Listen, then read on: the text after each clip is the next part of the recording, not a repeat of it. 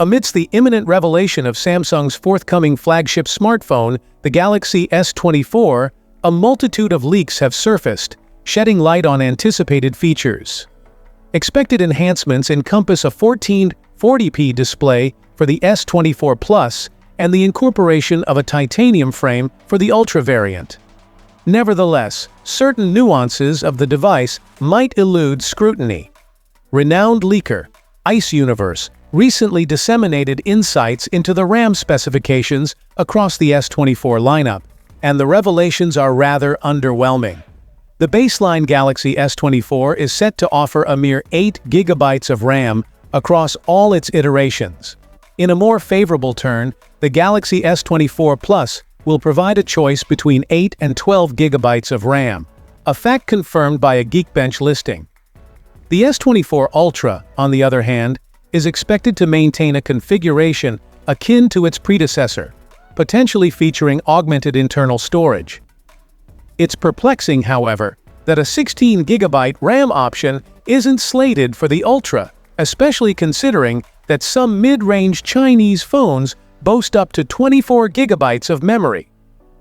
The omission prompts contemplation on Samsung's decision-making in this regard.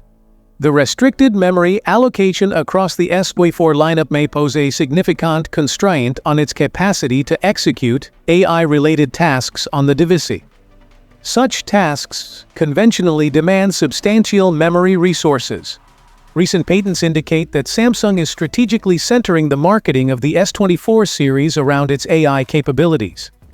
This might necessitate offloading certain processes to the cloud, a strategy akin to Google's approach with the Pixel 8 Pro. In related news, Samsung Semiconductor has made an intriguing announcement regarding a specialized type of DRAM believed to be tailor-made for mobile artificial intelligence and gaming applications.